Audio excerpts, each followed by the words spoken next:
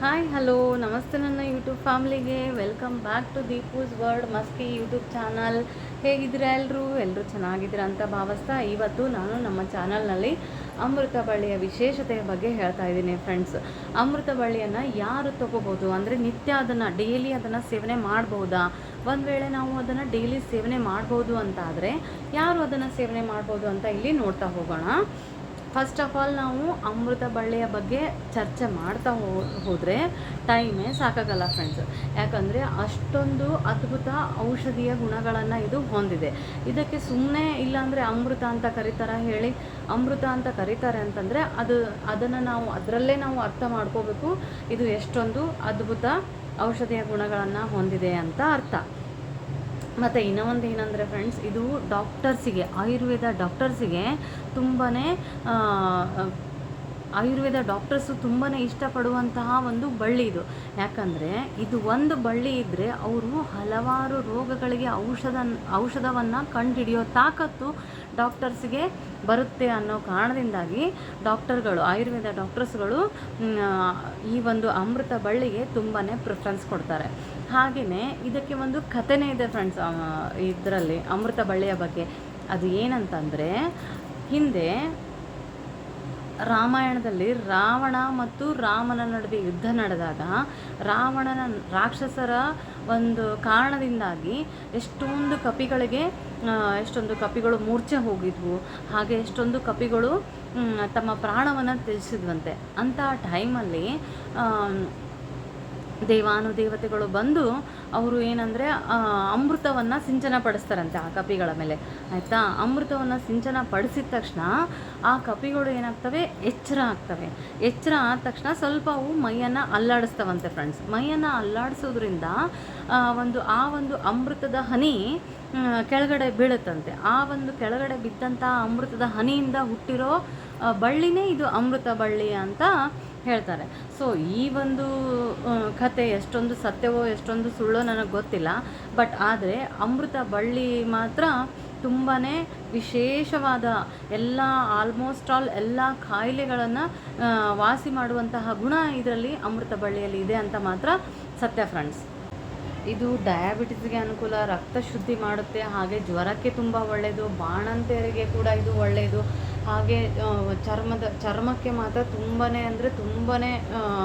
ಕಾಯಿಲೆಗಳು ಇರ್ತವೆ ಫ್ರೆಂಡ್ಸ್. ಅದನ್ನು ಹೊಡೆದೋಡಿಸುವಲ್ಲಿ ಮಾತ್ರ ಇದು ಅಮೃತ ಬಳ್ಳಿ ತುಂಬಾ ಒಂದು ಅದ್ಭುತ ಗುಣಗಳನ್ನು ಹೊಂದಿದೆ ಅಂತ ಹೇಳ್ಬೋದು. ಚರ್ಮದ ಯಾವುದೇ ಕಾಯಿಲೆ ಆಗಲಿ ತುಂಬಾ ಇದನ್ನು ಡಾಕ್ಟರ್ಸ್ಗಳು ಯೂಸ್ ಮಾಡ್ತಾರೆ. ಹಾಗೆ ಲಿವರ್ಗೆ ಸಂಬಂಧಪಟ್ಟಂತಹ ಒಂದು ಕಾಯಿಲೆಗಳನ್ನು ಕೂಡ ಇದು ವಾಸಿ ಮಾಡುತ್ತೆ. ಮತ್ತು ಹೀಗೆ ಹಲವಾರು ಯೂರಿನರಿ ಟ್ರ್ಯಾಕ್ಗೆ ಸಂಬಂಧಪಟ್ಟಂತೆ ಸಮಸ್ಯೆಗಳಿಗೆ ಸಂಬಂಧಪಟ್ಟಂತೆ ಇದು ಸಹಾಯ ಮಾಡುತ್ತೆ. ಆ್ಯಕ್ಚುಲಿ ಇದು ಹಲವಾರು ಅಂದರೆ ಹೇಳ್ತಾ ಹೋದರೆ ಒಂದು ದೊಡ್ಡ ಲಿಸ್ಟೇ ಆಗುತ್ತೆ ಅಂತ ಹೇಳ್ಬೋದು ಫ್ರೆಂಡ್ಸ್. ಇದು ಹಲವಾರು ಸಮಸ್ಯೆಗಳನ್ನು ಹೊಡೆದೋಡಿಸುವಲ್ಲಿ ಇದು ನಮಗೆ ಸಹಾಯ ಮಾಡುತ್ತೆ. ಬಟ್ ಇವತ್ತಿನ ವಿಷಯವೇನೆಂದರೆ, ಇದನ್ನು ನಾವು ಡೈಲಿ ತಗೋಬೋದಾ, ಸೇವನೆ ಮಾಡ್ಬೋದಾ ಅಥವಾ ಮಾಡಬಾರ್ದಾ ಅನ್ನೋದು ಇವತ್ತಿನ ವಿಷಯವಾಗುತ್ತೆ. ಈ ಒಂದು ಅಮೃತ ಬಳ್ಳಿಗೆ ಉಷ್ಣಗುಣ ಇರುವುದರಿಂದ ಡೈಲಿ ತಿಂದರೆ ಕೆಲವೊಬ್ಬರಿಗೆ ಸಮಸ್ಯೆ ಆಗುತ್ತೆ. ಎಂಥ ಜನರಿಗೆ ಸಮಸ್ಯೆ ಆಗುತ್ತೆ ಅಂತಂದರೆ, ಕೆಲವೊಬ್ಬರಿಗೆ ಹೀಟ್ ಪ್ರಕೃತಿ ತುಂಬಾ ಹೊಂದಿರ್ತಾರೆ ನೋಡಿ ಫ್ರೆಂಡ್ಸ್. ಅಂದರೆ ಕೆಲವೊಬ್ರಿಗೆ ಏನಾಗ್ತಿರುತ್ತೆ, ಆವಾಗವಾಗ ಮೂಗುಚ್ಚುತ್ತಾ ಇರುತ್ತೆ, ಹೀಟ್ ಅವ್ರಿಗೆ ಗೊತ್ತಿರುತ್ತೆ, ಅವರ ಒಂದು ದೇಹದ ಒಂದು ಪರಿಸ್ಥಿತಿ ಯಾವ ರೀತಿ ಇದೆ, ಅಂದರೆ ಹೀಟ್ ಇದೆನೋ ಅಥವಾ ತಂಪಿದೆನೋ ಅಂತ ಅವ್ರಿಗೆ ಗೊತ್ತಿರುತ್ತೆ. ಸೊ ಹೀಟ್ ಇರುವಂಥವರು ಮಾತ್ರ ಇದನ್ನು ಡೈಲಿ ಸೇವನೆ ಮಾಡಬಾರ್ದು. ಹಾಗೆ ಆರಾಮಿರುವವರು ಏನು ಮಾಡಬೇಕು ಅಂತಂದರೆ, ಇದನ್ನು ಕನಿಷ್ಠ ಜಾಸ್ತಿನೂ ತಗೋಬಾರ್ದು, ಹಾಗೆ ಬಿಟ್ಟೂ ಬಿಡಬಾರ್ದು. ಆರಾಮಿರುವಂಥವರು ಏನು ಮಾಡಬೇಕು, ದಿನಕ್ಕೆ ಕೇವಲ 2 ಎಲೆಯನ್ನು ತಿಂತಾ ಹೋಗಬೇಕು. ಈ ರೀತಿಯಾಗಿ ಒಂದು 15 ದಿನ ತಿನ್ನಬೇಕು ಫ್ರೆಂಡ್ಸ್. ಒಂದು 15 ದಿನ ತಿಂದರೆ ಏನಾಗುತ್ತೆ, ಅದು ನಮ್ಮ ಬಾಡಿಯ ಮೇಲೆ, ನಮ್ಮ ದೇಹದ ಮೇಲೆ ಯಾವ ರೀತಿಯಾಗಿ ಪರಿಣಾಮ, ಒಂದು ವೇಳೆ ಪಾಸಿಟಿವ್ ಆಗಿ ಪರಿಣಾಮ ಬೀರ್ತಾ ಇದ್ದರೆ ಕಂಟಿನ್ಯೂ ಮಾಡ್ಬೋದು. ಒಂದು ವೇಳೆ ಅದು ನೆಗೆಟಿವ್ ಆಗಿ ಪರಿಣಾಮ ಬೀರ್ತಾ ಇದ್ದರೆ ನಾವು ಅಲ್ಲಿ ಆಯುರ್ವೇದಿಕ್ ಡಾಕ್ಟರನ್ನ ಕನ್ಸಲ್ಟ್ ಮಾಡಬೇಕು. ಅದರಿಂದ ಏನಾಗುತ್ತೆ, ನಮಗೆ ಅದು ಯಾಕೆ ಹೀಗಾಯಿತು ಅಂತ ಗೊತ್ತಾಗುತ್ತೆ. ಯಾಕಂದರೆ ನಿಮಗೆ ಗೊತ್ತಲ್ಲ ಫ್ರೆಂಡ್ಸ್,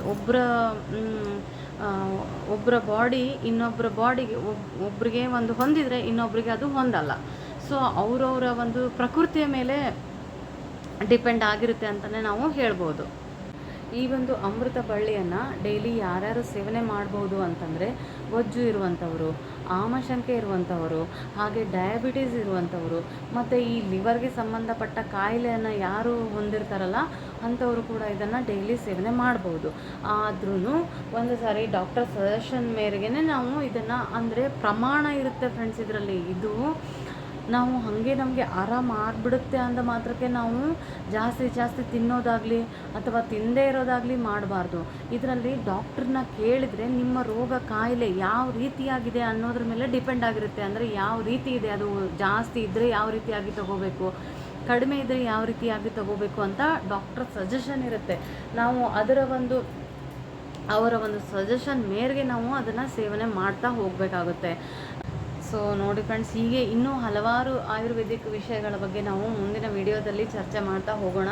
ಸೊ ಈ ಒಂದು ಅಮೃತ ಬಳ್ಳಿಯ ವಿಶೇಷ ಗುಣಗಳ ಬಗ್ಗೆ ಮಾಡಿದಂತಹ ವಿಡಿಯೋ ನಿಮಗೆ ಇಷ್ಟ ಆಗಿದ್ದಲ್ಲಿ ದಯವಿಟ್ಟು ಲೈಕ್ ಮಾಡಿ, ಶೇರ್ ಮಾಡಿ ಹಾಗೂ ಸಬ್ಸ್ಕ್ರೈಬ್ ಮಾಡಿ ಅಂತ ಕೇಳ್ತಾ, ಮತ್ತೆ ನಾನು ನಿಮಗೆ ನೆಕ್ಸ್ಟ್ ವಿಡಿಯೋದೊಂದಿಗೆ ಮೀಟ್ ಆಗ್ತೀನಿ. ಅಲ್ಲಿ ತನಕ take care, bye, have a nice day.